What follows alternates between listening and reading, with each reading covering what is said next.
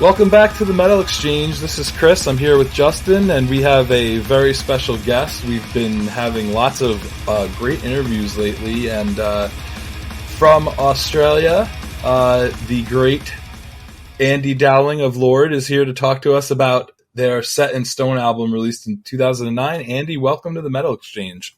Guys, thanks for having me. It's great to reconnect and to talk about what is now becoming a really old album. Awesome. not too old, hopefully. We don't want to talk about 2009 like it was too long ago, but we're all getting old. Yeah, I just don't want to admit it. Anyway, so earlier today, Justin and I spoke for almost probably about 45 minutes and just kind of went track for track and talked about the album. It was requested by somebody that is a fan of the show, Rob. Is it Rob Hamilton? Is that That's right, right, Justin? Yeah, Rob Hamilton requested it. He specifically wanted this album because he said that it kind of, he was an old Dungeon fan from back in the day, and that he figured that this was kind of like the culmination of all the old Dungeon stuff, but just like to the next level. And this has always been his favorite album, so he wanted us to cover it, and we thought there was no better choice than that. So we were happy to do it, and obviously happy to have you join us. Thanks to Rob. What a legend. That name's been floating for many, many years. So thank you, Rob. And thanks, guys, for being open-minded to give us a little old Australian band a shot.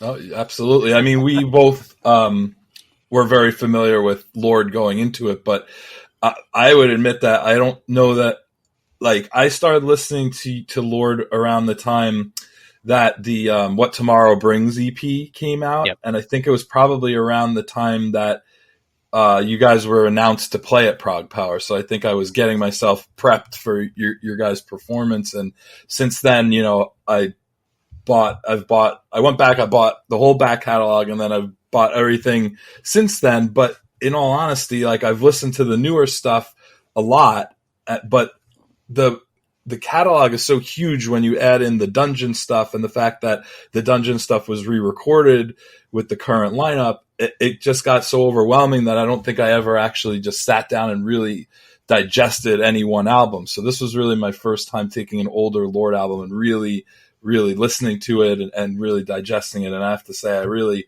enjoyed it. We both did. We both gave it a very high rating, even though you told us we were allowed to rag on it if need be. But I wasn't too concerned that was going to be an issue. But I guess the first thing I'm going to ask you, and you don't have to go too deep in the weeds on this, but just as a little bit of an intro, you joined the band in 2005, I believe. What was the scenario as far as joining Lord?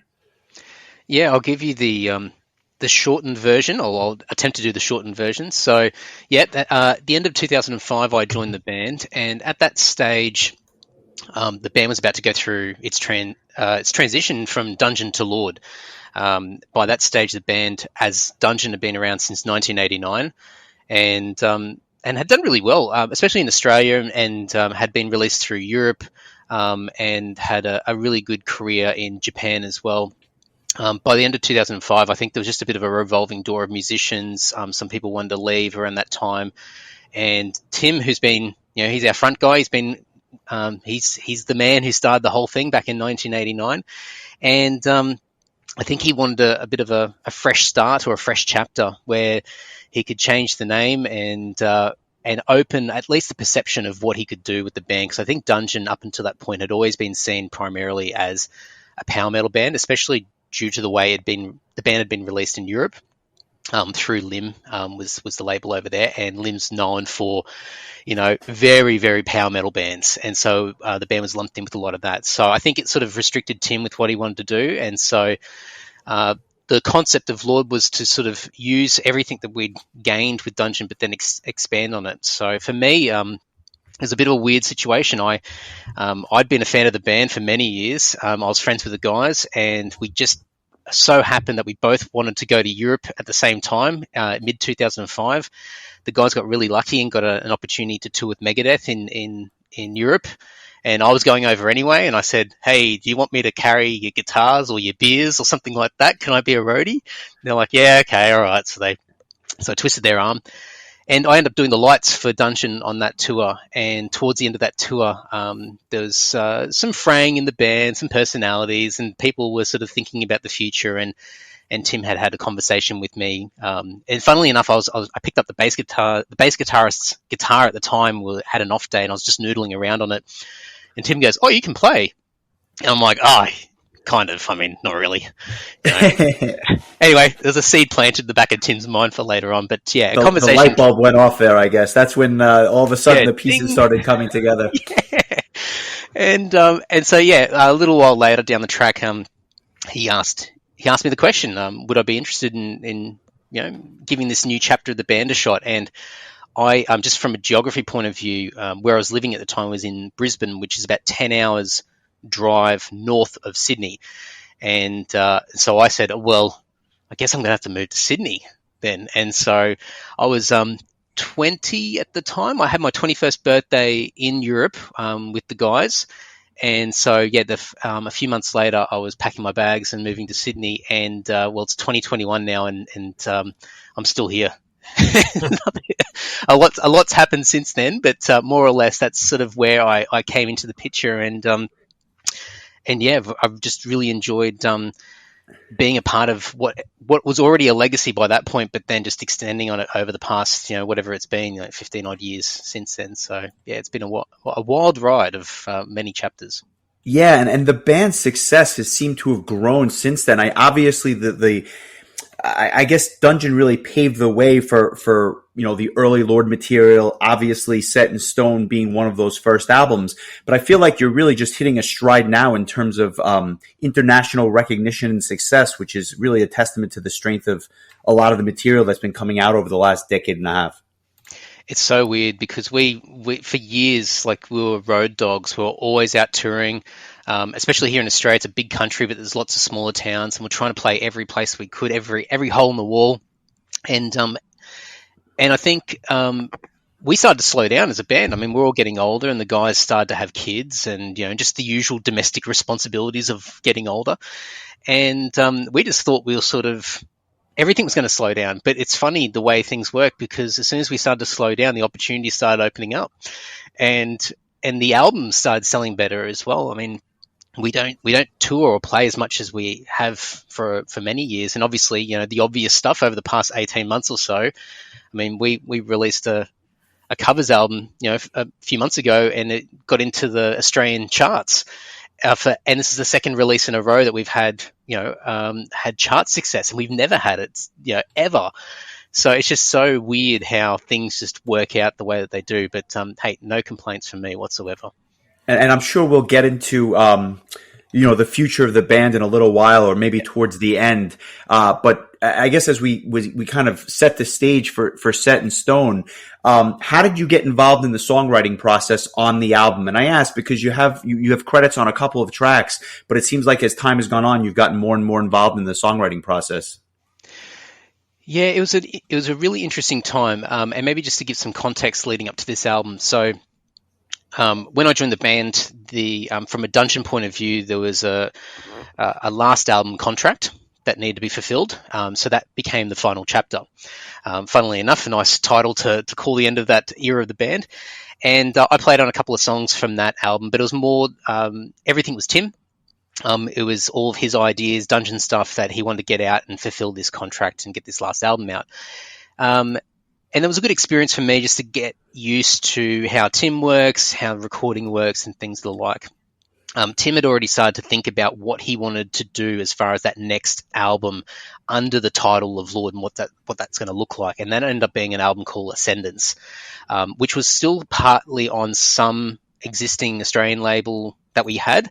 But it was the first album where we all started to contribute our ideas.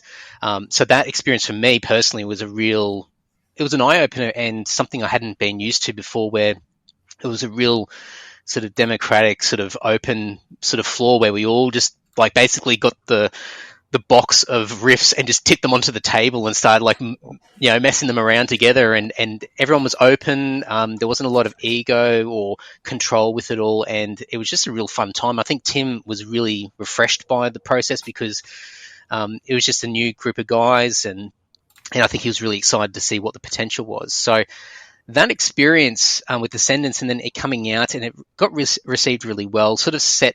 I was going to say set us in stone, but it set us up for a follow-up album. But I think we started to hit our stride. I think we had a momentum going, and we realized that one of the things with Lord is that we wanted to try and mix in a whole range of different styles. We want it to sound like Lord, so when you heard a song, you go, "Oh, that's Lord." But we definitely wanted different elements. So Tim really encouraged everybody to throw their weird, eclectic tastes of music into the mix and see what we could come up with. And there was no wrong answers. It was just a case of ultimately, once it's on the table, so to speak, what's going to be the best for the song and best for the band overall. And so, there's a bunch of song ideas in there and stuff that I contributed to, and lots of funny memories of just sitting there in front of like a computer with TY, our drummer at the time, sort of programming some horrible synth thing that ended up being like the synth in someone else's dream or whatever it might be. And and it's sort of, I think it just continued to build confidence over the years where you felt more open-minded to contribute more and more to the songwriting process as the years sort of progressed from there. We were talking about our experience listening to the album where it has like this. It has like the traditional Lord flavor, but at the same time you can pick out here and there like I heard some Labyrinth over here, and I heard a little bit of Justin heard a little bit Gamma Ray, or this one reminded me of Halloween. So it just felt like, to me, all you guys kind of took some of your favorite bands and that inspired you to kind of throw that in there, but then kind of make it your own. So that was kind of how we perceived it. But what made it cool was that it didn't feel like it was you guys were trying to like rip off other bands. It was just like you were injecting like these little it's almost like a tribute to each band that you guys really liked. I think Justin had mentioned Hammerfall in there. Like there were just like lots of cool like little like tributes, but at the same time it was just so like so Lord, like, and like even some of the heavier vocals kind of reminded me of Children of Bodom, when it was a little bit heavier. So I mean, it was really just like lots of cool stuff going on, and then wrapped up into this nice little package. So that's kind of how we saw it. I could see why the album was requested, because it's a really good album, and there's just a lot of cool stuff going on, and there's good, the mid-tempo songs are really strong, the slower songs are really strong, the faster and heavier songs are great. Like I chose 100 Reasons as my song of the week. That was my favorite song. I love anything that's keyboard driven, especially in power metal. Like I'm a huge fan of Power Quest, as I was saying. They're like one of my favorite bands ever, and I love them because most of their songs are written by their keyboard player, Steve. So like I love when bands are keyboard driven, and this song was like, to me, like such a keyboard driven song. And Justin mentioned he felt like it almost like felt different from the rest of the tracks. What were your thoughts on that track specifically? I mean, that if there was going to be a song on that album that stood out like a sore thumb, it's that song for sure. And it's funny, after so many years, listening to yourselves talk about it and other people when they reflect on the album, it's become a real favorite. It's a standout album.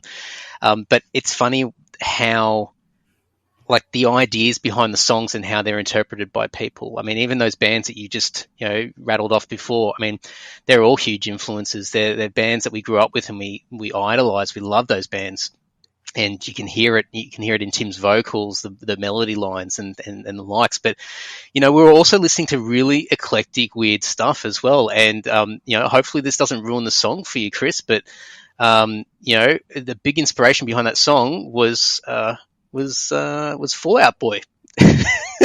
Well, get out of here. That's not going to bother me. I like everything, honestly. I like emo rock. Like, I mean, I was into Fall Out Boy when they were big, so like that's cool with me. I don't need everything to sound the same. So like, to me, like that's what drew to me, that it was almost had a kind of a poppy feel to it. But no, that's not going to change my feelings about it whatsoever. Well, it's always fun to tell, especially we all know them, the really serious metalheads, the do or die heavy metal fans, and when you mention things like that, they really cringe and go, "Oh, why'd you tell me that?" But I mean, for us, we at that time we were obsessed, especially Ty and I, Ty the drummer at the time, and we were really obsessed with Fall Out Boy, a couple of the albums there, and we were floored by some of the genius in the lyrics and the vocal lines and the songwriting. And I thought, for a band that's just seen as like just this like silly punk, pop punk band, there's some real craftsmanship in those songs. And I think it sort of solidified a bit of a philosophy that we've always had in the band, that a good song's a good song, regardless of the genre or any of the perceptions around, people or style of music. And this was an example where we sort of were listening to stuff. And I'll tell you what, just as I'm thinking about it, TY and I actually went to see Fall Out Boy in Sydney, and we're on the floor and we were about to watch them play, and we looked around, and I think I was wearing like this band, it was a band called Defiled, which is like a Japanese death metal band. And I'm pretty sure TY was wearing a Nazul t-shirt, which is like our most famous black metal band in Australia, and he actually drummed in for a while. We both got long hair. We're both standing out, and all around us is probably 14-year-old girls. and we're just standing there going, I don't think we're meant to be here. But I tell you what, we were singing the songs, and we just felt like the biggest idiots, but it was just so much fun. So going into the studio, and we just sort of, I think this sort of flowed onto Tim. I think Tim was listening to us carrying on about this sort of stuff, and he was listening to it, and he became more open-minded with some of this stuff. And also, Tim's a massive 80s pop rock fan, and synth fan. He loves Duran Duran and Pseudo Echo and all those types of bands. So Kim Wilde and the likes. So it sort of blended the worlds together, and I think that's where some of those vocal lines come in, and the style of the song. And I think for us, we had in the back of our mind that we wanted to just make an attempt to do a little bit more of a rock song, a melodic rock song, and just see what happens and how it's received. And this was sort of the background of, what I said before, where, having the name change and having a new chapter of the band sort of gave us a license to try a few new things and not be sort of always pigeonholed as just the power metal band. And some ideas go really well, and some ideas just don't stick to the wall whatsoever. But I think this song, funnily enough, has done a lot better than we thought it would. We thought it was going to be received a bit sort of icy from the fans, but people really loved it and requested it at shows as well. So we were really, really pleasantly surprised with the reaction. So even after all these years, Chris, when you mentioned that song, out of all the songs on that album, that's pretty cool. I'm actually quite amused by it, and very, very happy that people are still talking about it all these years later. I just felt like it stuck out to me. I mean, it in a good way. I don't know. That's just kind of how I felt. But I guess nobody really should have been too surprised, considering that there's a Kylie Minogue cover on this album. But Justin, go ahead. Yeah, I was just going to say that, at least to my ears, when you have the same. If you make an album with 12 songs and it's all the same driven, as much as I like power metal, it gets old after a while, right? I mean, we all love Keeper of the Seven Keys, but I don't want to hear that album 10 times in a row. So I think that it's critical to evolve and really bring in those other influences. And I think that that's part of the reason that Rob actually chose this album, because you can see the maturity and the growth and the different influences coming in from all over the place, as opposed to just kind of recreating the magic, if you will, from yesteryear. And especially if you think about, I mean, one thing we always say in the band is Tim's vocals are really distinct, but you can tell his influences straight away. It's it's Bruce Dickinson, it's Jeff Tate, it's Michael Kiske, it's those types of guys where you can hear these trademarks coming through in particular songs. And when you listen to 100 Reasons, it's basically Michael Kiske doing his pop stuff. Yes. If you listen to Place Vendome and some of those albums that he did, it's just that. And it may as well be Michael Kiske doing a bunch of pop rock. And so it sort of diffuses the alarmist sort of reactions that you get from metalheads, because it just goes back to that saying that we always carry on about. It's like a good song's a good song, and what better way to blend in the craftsmanship of pop music and that catchiness and those great melodic hooks with the stuff that we love, metal and melodic metal and power metal and all the likes, and blend them together to make an optimal experience, hopefully, at least for us anyway. I mean, we love it. It's scratching our itch, but hopefully other people enjoy it as well. Definitely. And I'm going to ask you, I mean, obviously we could go into depth about all the tracks, but I think we'll just pick out some of them that really stood out to us. Another one I wanted to talk to you about was my track of the week, which was Someone Else's Dream, which is a track that you obviously have songwriting credits on. What were the influences behind that track? Because I think it's clear when you listen to it that you were going for something a little heavier, if not much heavier, and just the influence behind some of the vocals, which are obviously not prevalent on all the tracks, but when they hit hard. And obviously, this and the End of Days, it's just it provides a nice contrast, I think, to the rest of the album. Kind of like 100 Reasons is a bit of an outlier. I think those two tracks as well, but on the other side of the spectrum. Yeah, and this was something that we had to be really conscious of, and I think Tim, to his credit, did such a great job and has over the years with establishing a flow in the album. Because if you put 100 Reasons right next to The End of Days, it's so disjointed. It makes no sense whatsoever. And so you have to be really delicate with the way the songs transition into each other so that it's not some rude awakening that you're going to get throughout the album. You want it to sort of not expect what's going to come next, but sort of there's a natural flow that you're going to start to feel, and that's tough, especially when we have so many different random ideas that we throw in there. We want to do this, we want to do that. How does it all sort of make sense as a cohesive album? And that's something that we've had to constantly be aware of with a lot of releases after that as well. With Someone Else's Dream, I think Tim had dabbled with some more sort of heavier, sort of grittier, more extreme vocals in the past. He did a little bit with Dungeon.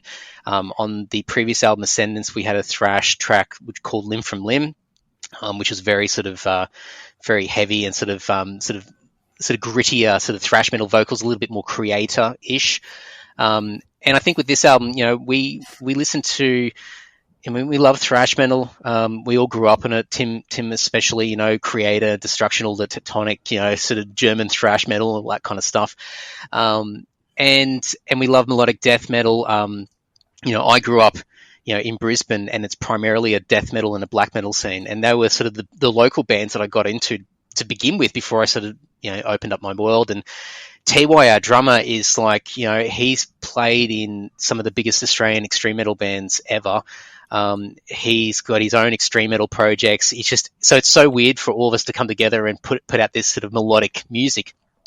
So Someone Else's Dream was like a mixture between getting some of this stuff not out of our system, but sort of, indulging in the stuff that we love in the more extreme sense, but also mixing in a lot of melody. So you've got this melodic keyboard synth line, which then goes into these verses that are very sort of harsh vocals, sort of a little bit sort of thrashy melodic death sort of sound, very sort of Swedish. Another band that we all love is Soilwork. So some of the Soilwork stuff you might hear like little glimpses of that, and then going into the chorus is sort of very melodic anthemic sort of sound from there. But I think for us we've always it's that blending of these tastes of music, these inspirations that we have, and wanting to be able to play this stuff and sort of go, I don't want to just play power metal all day. I want to play something a little bit heavier and a bit thrashier. And it's always funny to hear people react to it, or especially people who aren't familiar with the band, because people would assume that we're a melodic metal band or a power metal band, and then they hear songs like that and they're blown away and they can't believe that it's the same band. So it's really cool. And just as I'm thinking of it as well, another interesting point, or what I think is probably a kind of cool story, is that we had an idea at that stage, because Tim was going to do the vocals, which he ended up doing for the verses, but we thought, because this album also has a number of guests, and we really wanted to indulge the guests, and we might talk about some of that stuff. But for sure, one of the guests we were thinking of, because we thought we might get someone in to do the harsh vocals instead of Tim.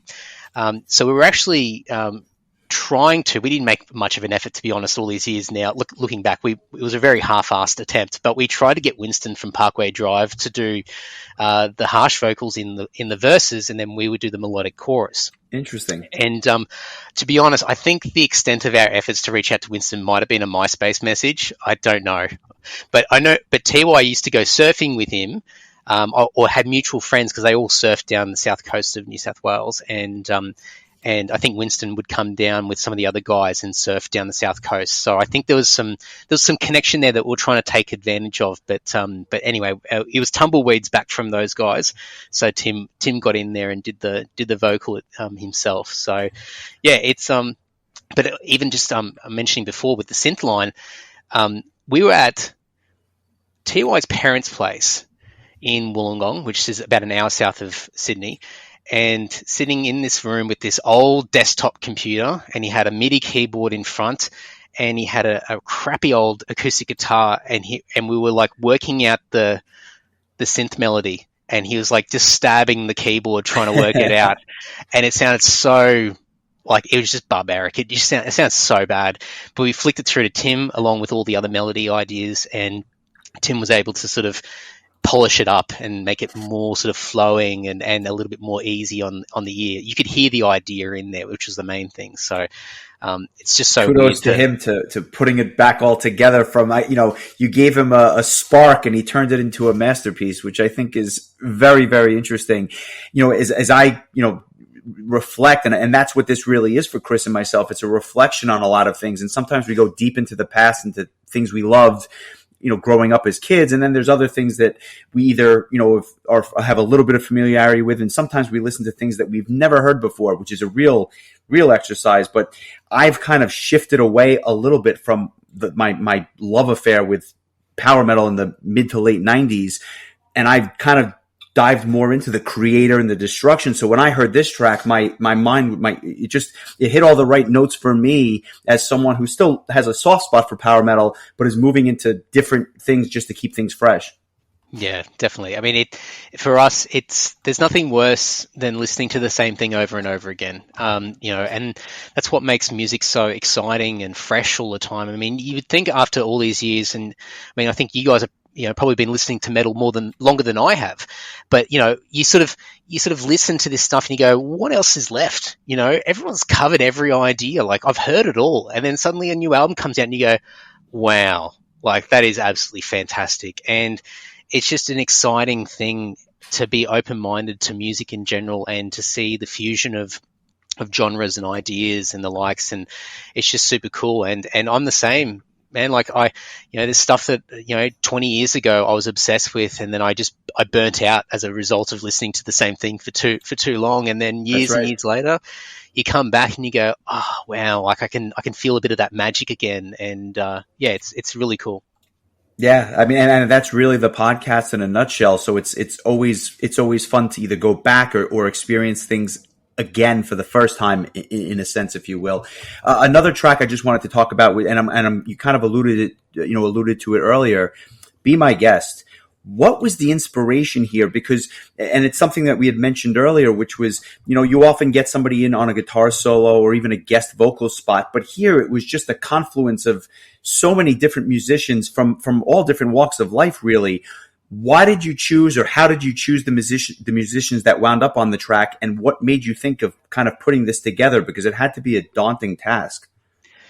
The song is just complete overkill. Hey, like it's ridiculous. I don't even know how long it is. It's like it must be 7 or 8 minutes or something like that long. It's an instrumental track, and I think initially, before the guests were even an equation, I think we wanted to just have a silly instrumental track where we just have lots of different arrangements, lots of silly shredding, noodling, a bit of progressive stuff in there. Just mix all those genres in, basically set in stone in a 7-minute track or whatever it is, to an extent. Just fuse as much in as we can. But I think at the time we were starting to see a lot of other bands, getting those guest collaborations or those guest appearances. People, whether it be, getting a famous producer on board to help the album, or whether it be a guest musician actually playing on a track. And we just thought, there's so many people that we are friends with.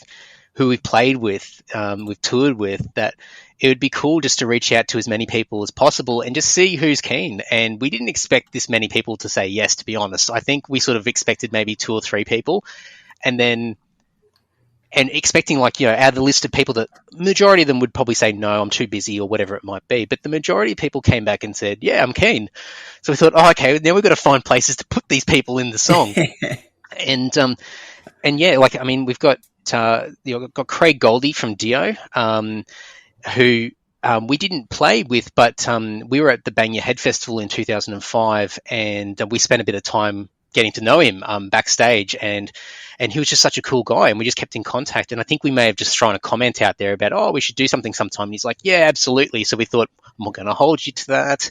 And so, and you don't know what you just signed up for, that. That's it. Years later, we're going to come back and you're going to play on a song. And he did. And to his credit, he was fantastic. But we had Pete Lesperance from Harem Scarum, Canadian AOR band. We went to his house in Toronto many years ago.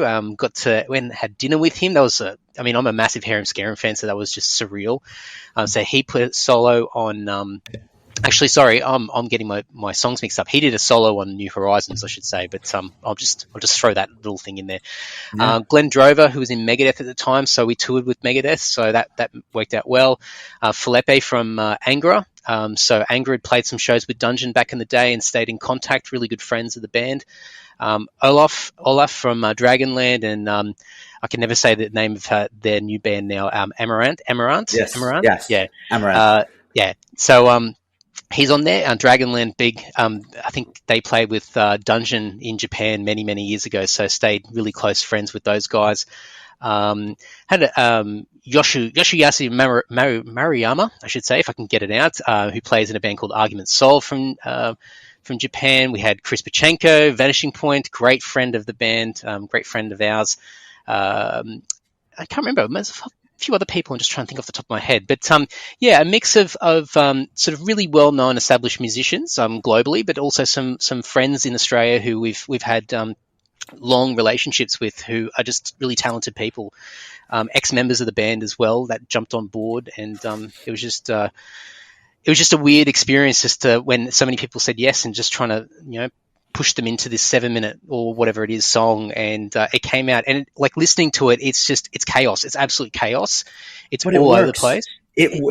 Somehow you threw it all against the wall, and somehow it worked. And I mentioned to Chris earlier, the first time that I listened to the album straight through, in all 63 minutes, believe it or not, this was the track that first jumped out to me, because I couldn't believe that all this stuff thrown against the wall worked. But it's kudos to the band for making it work, because I think it had to be quite the undertaking. Yeah. And I think also, and Tim may correct me if he ever listens to this, but my understanding is that Be My Guest was sort of almost like the climax of the album, where it just it gets to the climax of just ridiculous, just everything extreme, everything sort of being, all senses being assaulted, before sort of the fade out of the album, which ends up being, the ballad at the end, New Horizons. And that was the way to sort of cap off that whole listening experience from front to end, if you were listening to the whole album. Sure. Yeah, and it worked. I mean, it's just a fun song. It is a little chaotic. I mentioned that there were parts of it that when there were two guitarists going at one time, it reminded me a lot of 90s era Halloween, when Roland and Wyke were playing guitar at the same time. I kind of got some of that tone there. But it's just fun. It's just a cool track. I wanted to ask you about the cover track that I guess was on some of the editions, the Kylie Minogue cover, On a Night Like This. You guys made a very entertaining music video to go along with it. Lord has become kind of known as a great cover band as well as a great original band. This was kind of a bit earlier on, and like you mentioned earlier, your last release was just this whole plethora of fantastic covers. I just would be remiss if I didn't mention that you guys chose Someone's Crying as a Halloween cover. from Pink Bubbles Go Ape. It's such an underrated, underappreciated song, and I think you guys had mentioned it on your social media earlier today. I believe you were asking name your 5 favorite Halloween songs, and I looked at that and I was like, oh my god, that would take me about a week to come up with that. But what was the kind of thought process within the band regarding doing covers and just making it your own, and especially with this one, with the music video, just having fun with it and clearly not taking yourselves too seriously? Yeah, covers are, I think, a really important part of the band. It's to scratch that itch of wanting to play songs that we really love. One thing that you'll notice when you do listen to a lot of the covers that we've released over the years is that they don't stray too much from the original. It's more or less us just playing, just indulging ourselves, really. It's in some cases, if it's a pop song, there's some heavier guitars, maybe the tempo's sped up a bit, there's some heavier sections, or maybe some, Tim might indulge with some orchestration in the background with particular songs. And it's really, for us, first and foremost, a way to enjoy the songs that we've either grown up with or have become obsessed with. So it partially is a very selfish sort of endeavor that we do take with cover songs. The other thing that we have done is that, it'd be very obvious to say that they go down well live, throwing a cover in, going back to our Prog Power set, we threw Creeping Death in at the end. And I didn't actually expect that Metallica would go down so well at Prog Power of all places, but it went down pretty well. So, they're always great to throw in sets, especially for people that aren't familiar with the band. It's a great way to sort of bring people over and expose them to what we're all about, and hopefully be a gateway to learn about our music. And the last reason why we do covers, it's a little bit more technical, is that it's to test studio equipment. So before we go in for an album, we pick a cover song and just record it, and that's our way of establishing guitar tones, drum samples, the room, just making sure that all of our sounds are right before we go and invest that time and money to record a full length album. So with On a Night Like This, I think it originally was on an EP a year beforehand, almost 12 months beforehand, called Hear No Evil. And on that was an early recording of Set in Stone as well, the title track. And it was like a beta mix sort of thing. It was just to sort of test it out and see what it sounds like. And that particular cover song came from, we supported Nightwish, actually, in Sydney. We did a show with Nightwish, and on the way home from that show, Tim was in the car with a couple of friends, and that song came on the radio, On a Night Like This. And he was thinking in the back of his mind, going, this would be probably a pretty cool song to cover. And he was thinking about it a little bit more in his head, and then he brought it up with us a few days later, expecting for us to shoot it down, to say, no way, we are covering this. And we all turned around and said, hell yeah, let's do it. And he's like, oh shit, okay, all right, it looks like we're doing it. And so it was it was part of those early sessions to sort of establish the sound that would eventually be set in stone. But it was just a bit of a tongue in cheek, a bit of fun. And the video clip ended up coming out a little bit later on down the track, and that obviously had a great reception. And for me, I thought that the song would be very much a throwaway song, a song that would be I was worried that it would cheapen us a little bit. You know how some bands become known just for their cover songs, and their original stuff just gets ignored. I was worried as this song became popular that it might cheapen us a little bit. But all these years later, and that song was originally recorded in 2008, there are so many people these days who go, I discovered your band because of that Kylie Minogue cover. And that's the validation straight away. I'm like, bam, covers work, and it's fantastic. And even this year when we put out the covers album, which is like a compilation of everything, we're finding people discovering the band for the first time now and going, oh wow, I'm listening to your original stuff, this is incredible. So it's worked out really well for us, and it's all come from a place of just having a lot of fun and not taking it too seriously. I guess I'll piggyback off that. I know that you recently released the Stratego cover on the heels of the Iron Maiden release. Very good timing, number one. Number two, I cannot tell you how many people have said that they like your version better than the Maiden version, which rarefied air there, and I'll just leave that out there. This is, but it is a fantastic cover. Did you do that obviously to coincide with the release? Because I think that it was just a phenomenal job, and I hope that it gets more eyeballs on the band. We were very strategio with strategio. So when the first single came out, we heard it. We just had a look without. I'm a massive Maiden fan, and the band is. I mean, you can hear it in our sound, and we're heavily influenced by Maiden. But I don't think it'd be too blasphemous to say that the last several years of Maiden have been somewhat underwhelming and disappointing. I think there's glimpses of just genius in their songwriting, but I just don't think they're spending the time that they should be on these albums. And I think the production lets them down as well. And I think look, they can do whatever they want. They're the gods, and they've earned their stripes, So, I can criticize them, but in the end, I mean, it's Iron Maiden. But when we heard the first single, we just sort of thought, as a joke, we go, oh, maybe we should just record that and at least make it sound a bit better. And then it was just a joke, and we just put it away. And then when Strategia came out, we listened to it and just said, like, there's a really good song in there. But the production... It's a good tune, but when you have all the money in the world and you can basically spend as much time as you want in the studio, I don't understand how it can sound so flat. And again, the song itself is great, but when I heard your version, I said to myself, this is what it should sound like, because obviously they have the chops to play it. Obviously they can spend the time and the energy and the money on the production, but it was missing that crunch, I guess, in many ways. And it just didn't have, your version wasn't as flat sounding as theirs. And it was just kind of refreshing to hear what's a good song done what I would call the quote unquote right way.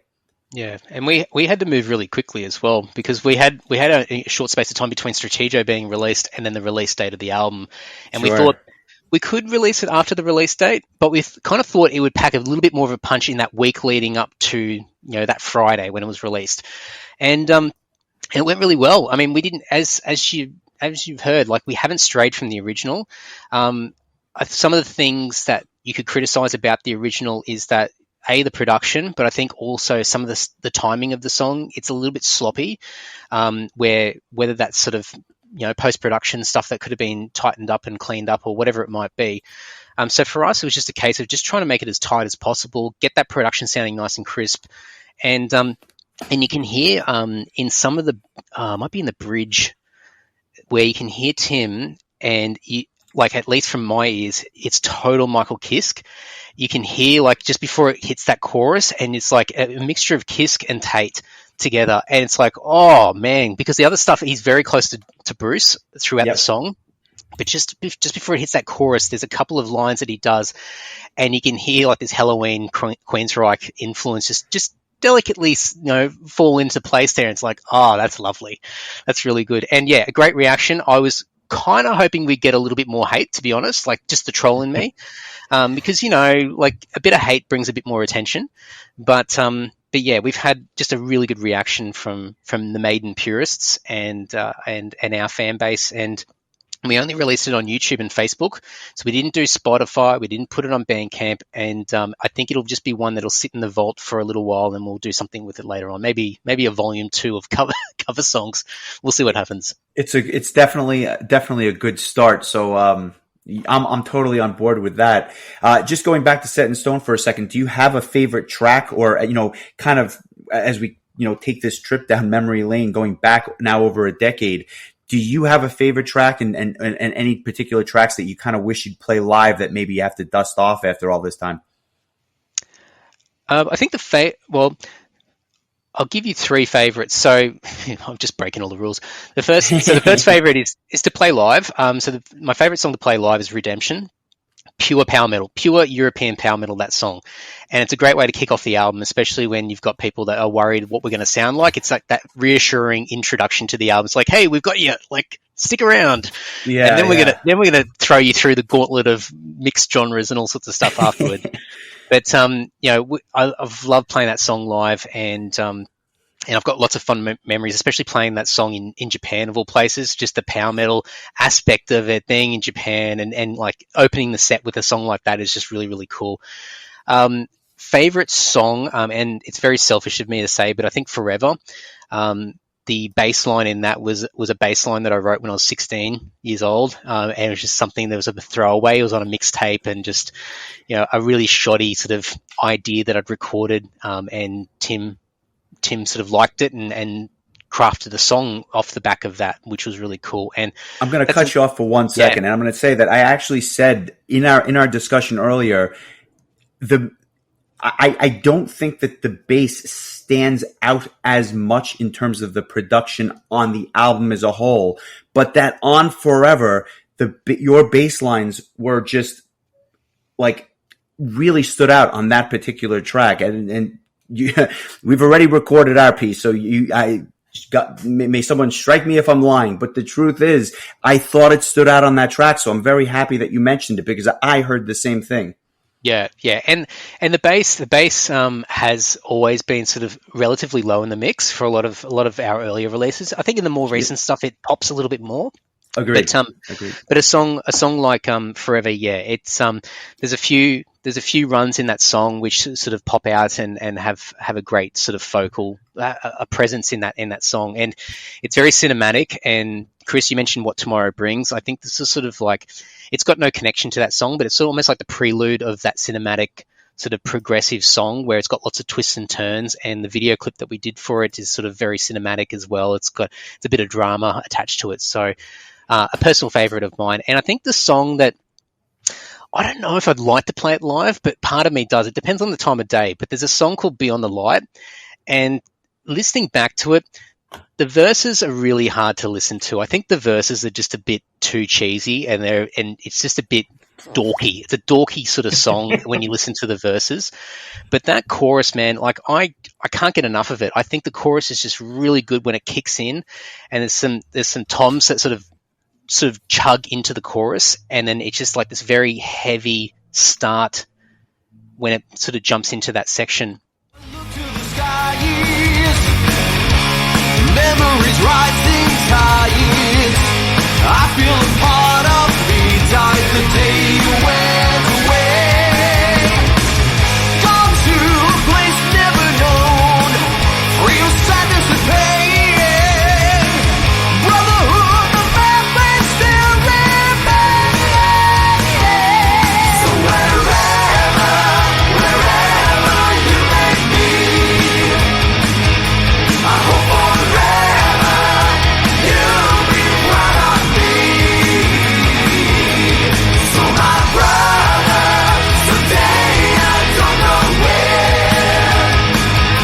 One day together we will meet again. On the other end.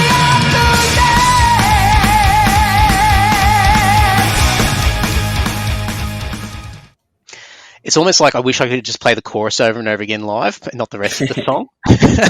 Or at least the verses. I think we could have spent a bit more time on that song, but I think that song, just to not completely shit on it, that was one of the last songs that was written on the album, and it was a song where Tim had the music and this weird melody line, and he couldn't do anything with it. It was just really hard, and he threw it to us and just said, "What do you guys want to do with it?" And then I think it was Mark and I.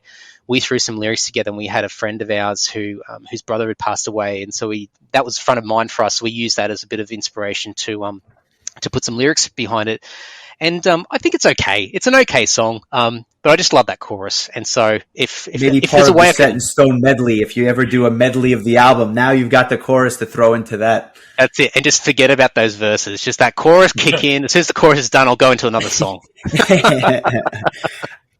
Well, before we, I want to finish up and talk about Prog Power. But before that, I just want to kind of put a bow on Set in Stone and ask you what this album on a whole means to you and what it means to the band, and also how did you feel it was received by the metal community at large when it was released?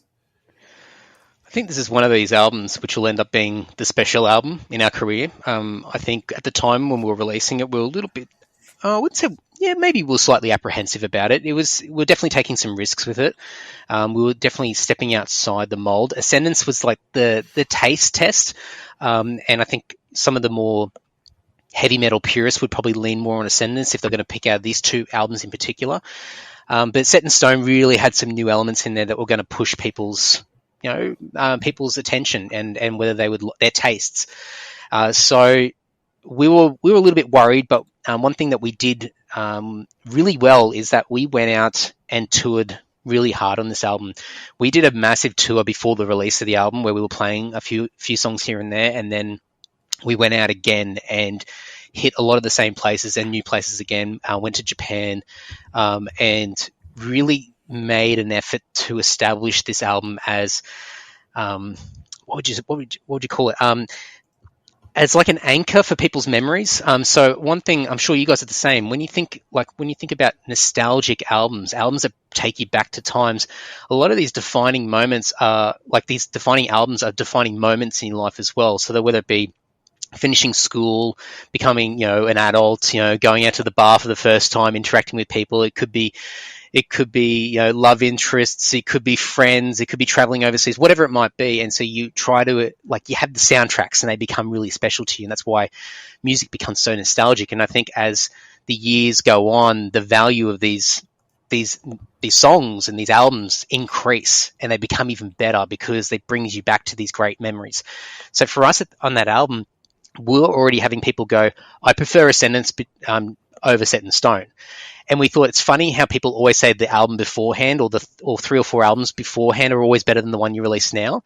And so for us, it was like, how do we create as many memories as we can with this album? And so we just hit the road and we had so much fun and we did lots of silly things. We had blow up dolls during the shows. We used to throw lollies into the crowd. We would always go out and just have parties with people. And that tour, which lasted probably a good year or year and a half or so, was just a lot of really fun memories, and we tried to include as many people as possible. And I think that sort of helped.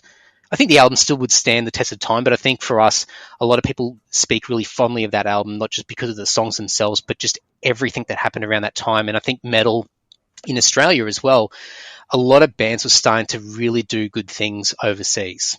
Bands were starting to sort of find this new lease of life, that next era of bands. I mean, you guys have mentioned before, Voyager. Voyager had been around, for as long as us from a Lord perspective. And, they were really hitting their stride around that time. And then it just continued to accelerate for them. And so there's a lot of bands like that were getting European, North American, success, and as well as Asia as well.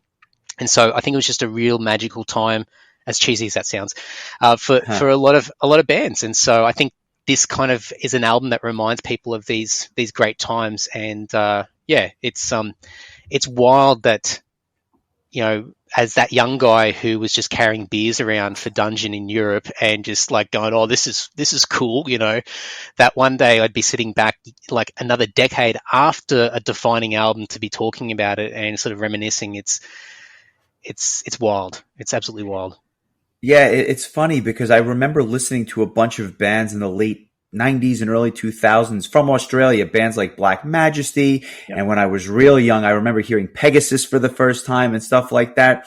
And for whatever reason, bands like I Fear, they just never got to that next level. And then around 2009, Voyager was taking off. And then as we get obviously later into the decade, a lot of bands from your area are just exploding. And I think of Caligula's Horse, which is obviously a bit different, but they are just, they're getting world recognition, which is well deserved. But to your point, just when this album was released was a real almost launching point for a lot of the bands, I guess, in Australia that were getting world recognition for the first time. Yeah. And I think, it definitely coincided with a lot of technology opening up and the connectedness that we have globally. It's just wild that we're having a conversation right now where we all sit in the world, but it's become the norm. And I think around that time in those early 2000s was when we were starting to really find our feet and work out what are the tools. How do we get heard? How do we connect with people and not just worry about a fan base in Australia? How do we look abroad and find people? And I think a lot of bands, especially I think my generation of sort of music fans and musicians that sort of probably between the age of 30 and 40. So a lot of those guys have really become part of this era of bands that have done really well internationally and have become recognized, and due to, I think, really sort of taking advantage of the changes in technology and using it as a platform to showcase their creativity, their talent, and it's been really exciting. And like Caligula's Horse, I can never say it properly, but I mean, I grew up with Jim, like in Brisbane. They're Brisbane guys, and I used to see them in their first band, Arcane, play at like bowling alleys with hardly anyone there. And, Jim and a few of the guys, when I moved to Sydney, I had a going away party at my parents' place in the backyard, and Jim, the Arcane guys, rocked up, and a few other bands, and they all set up like a little, drum set and guitars and everything, and they just played like Iron Maiden covers all afternoon while we were drinking beers. So I've got photos of like Jim with like dreadlocks singing like the Trooper or something like that, just the weirdest things. But like, these are all guys that we grew up with, and everyone's gone off to do their own thing, and it blows my mind that that so many of us have had some real fulfilling success over the years and continue to do so. So it's it's super cool. I'm glad you shared that, and I'm glad that everyone is seeing the success that all the years and years of hard work and dedication are paying off for everyone. So I'm glad to hear that. Before we let you go, why don't you just tell the listeners a little bit about what you're working on, and I guess what the future holds for the band? Obviously, on the heels of the most recent release with covers, what does the future hold for both you and the band? Yeah, from the band point of view, I think at the moment the focus is to not do any more covers for a while. I think we've hit our quota for covers for a little while, so we're actually working on new music at the moment. So we're sort of in that early stage of sort of spitballing ideas, like using that thing before, dumping the ideas on a table and sifting things around and creating stuff. So we're sort of at that stage. We've got a few ideas about what we want to do. We want to do something a little bit different from a release point of view. But still very much early days when it comes to that. But hopefully something next year, and we'll have that out. I think, like a lot of bands, we've just been sort of sitting back and just taking stock with what's been going on in the world, and where we fit into that equation. I think a lot of bands out there, from a priority point of view, probably need to get out there quicker than we do. From a sustainability point of view and their livelihoods. I think for us, we've been really smart in the sense that we've been able to have a balance of domestic life and also be able to continue to write and record music, where we have not been full-time sort of musicians for many, many years. And that works for us. It doesn't work for every musician, but for the guys who are 24 hours, 7 days a week musicians, those guys need to get out there ASAP. And so for us, we're not in a massive rush to get back out. We definitely want to, but for us, we want to see the world reopen. We want to see our friends get back out there and start to earn some money again and start to reestablish themselves and get that momentum going. And then we'll find a way to sort of, nudge our way in there and get a little bit of a look in as well. But it's really exciting with the band because I think with the last couple of releases, Fallen Idols, the last studio album, and then Undercovers, the covers release, both getting chart success for the first time ever, we're sort of in a really, really good position at the moment to sort of use that as momentum for whatever we release next. So we're going to be very sort of crafty with what we do with that newfound power that we've accumulated. So how can we capitalize on that? And then from me, I'm just about to relaunch back into my podcast. So I've been doing podcasting since 2015. The Andy Social podcast has been a lot of fun. Lots of different people I talk to. So I always love doing podcasts, love chatting to people like yourselves. And so I'm about to kick back into that. And that'll be my, what is now close to being summer down here in the Southern Hemisphere. So I'll be using summer to sort of get back out and chat to people and have a bit of fun. And we're about to reopen again with all this COVID stuff. So I'm looking forward to a very happy and fun summer ahead. But never a dull moment here. There's always something on the go. Very nice. That's great to hear. So like I mentioned before we go, being that we are from the States and have attended many Prog Powers, I think between Justin and myself, we've seen almost all of them. And unfortunately, Justin wasn't able to attend the year that Lord came and played. But you had attended the festival prior to Lord's performance, and I believe that's when I first got to meet you.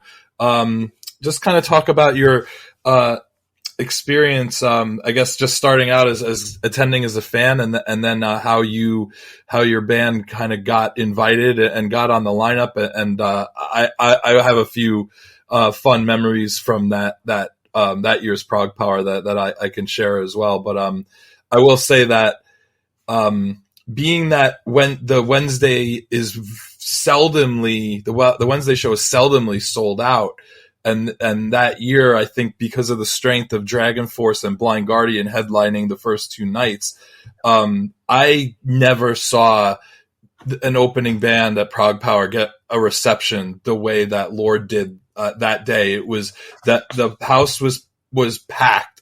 There wasn't an empty seat or an empty space on the floor. I think people were so excited to be back at Prague Power and then to have such a great performance from such an energetic and fun band with a packed house. It was just like the perfect storm, and it ended up being such a memorable performance, in my opinion. I remember just turning around and looking and being like, I've never seen the first band on Wednesday at Prague Power get such a reception like this. It was really, really memorable. So, yeah, just go ahead with your thoughts and memories as well.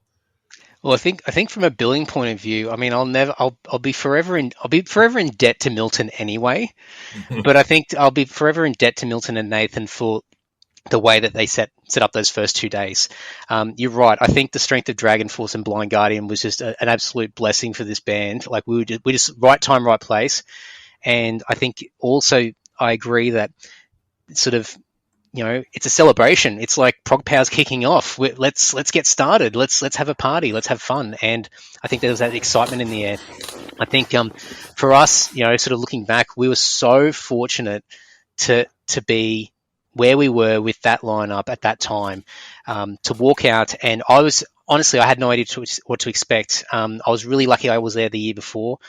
So I had friends that I'd now connected with. And so walking out, I could see people up the front and I could recognize people, and that was really cool. But, I was being realistic. I thought, it's the opening band. It's in the afternoon. It's the first day. And people traditionally are sort of emphasizing, the last 2 days, which were the original 2 days of Prog Power. So, right.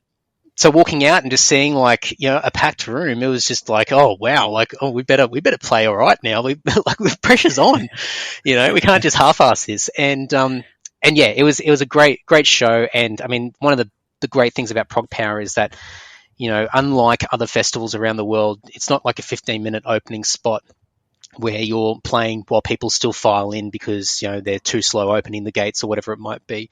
Prog Power, everyone gets to showcase, and we got an hour set, and it's unheard of anywhere else in the world. And it's just absolutely fantastic that you can have more or less a headline set at the beginning of the show. And it's just, it was silly. It would have been silly for us to not record it and film it, which we end up doing.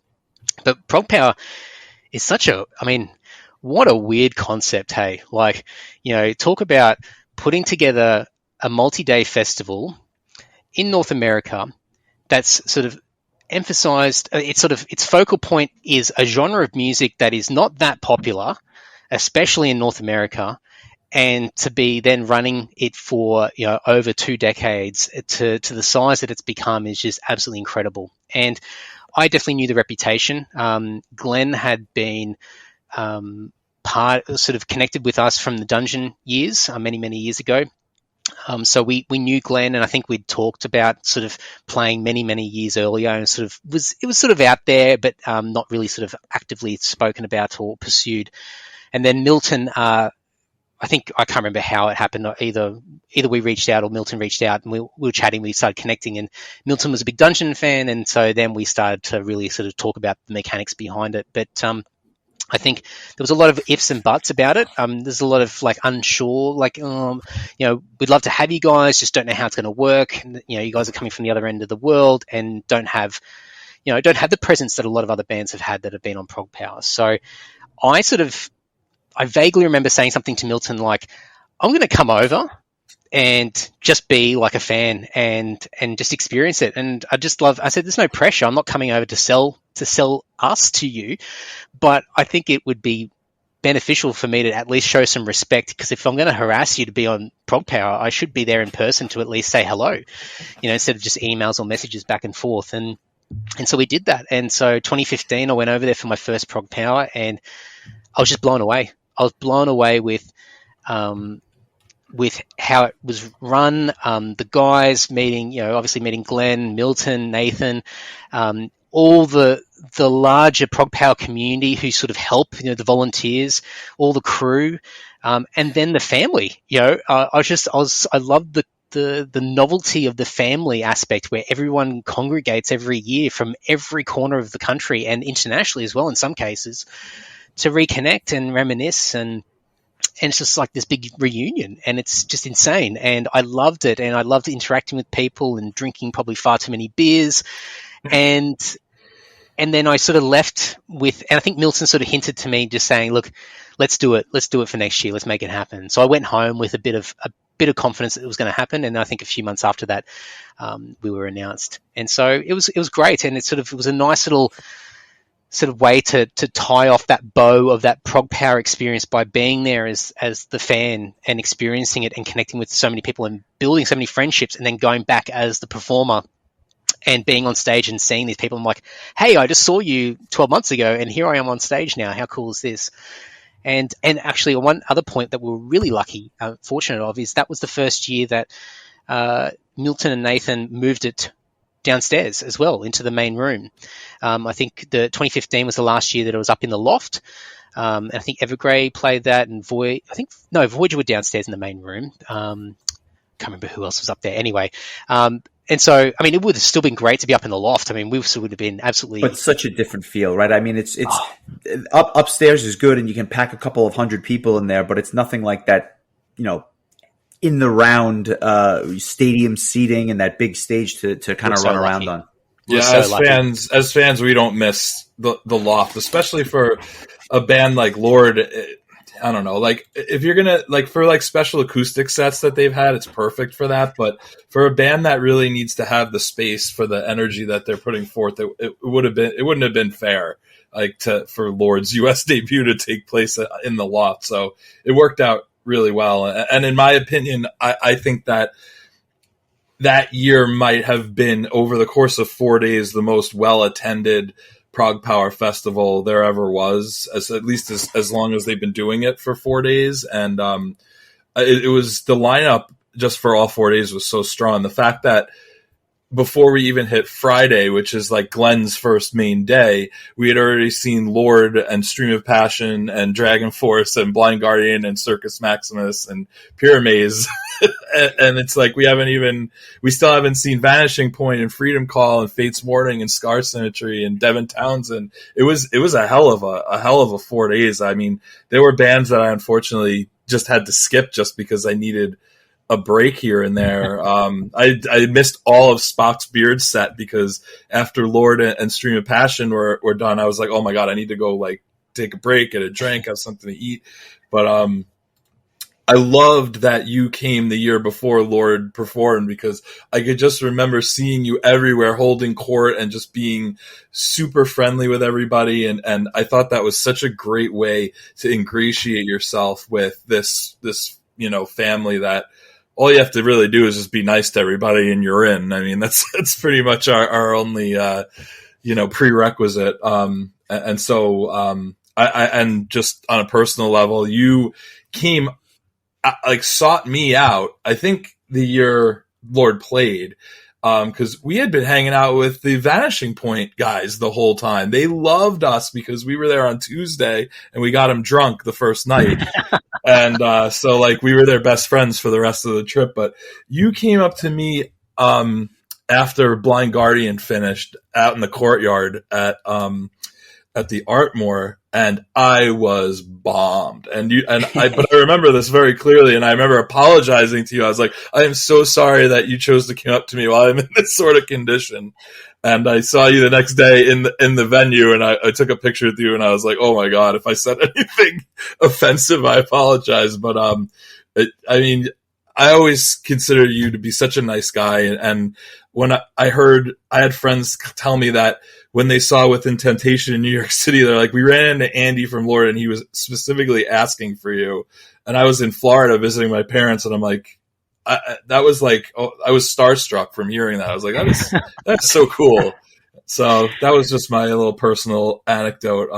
That, like I said before, that crowd, and I should mention, like, the second you guys hit that riff for Creeping Death, that place went apeshit. I mean, it was wild. That was really awesome, and just such a great way to kick things off. And in all honesty, the only thing that's probably going to compete with that is whoever plays the first set at the next Prog Power, being that there hasn't been one in a few years. That might be the only way that could be, the Lord performance could be topped, is just people starved for a Prog Power performance after 2.5 years. So we'll see.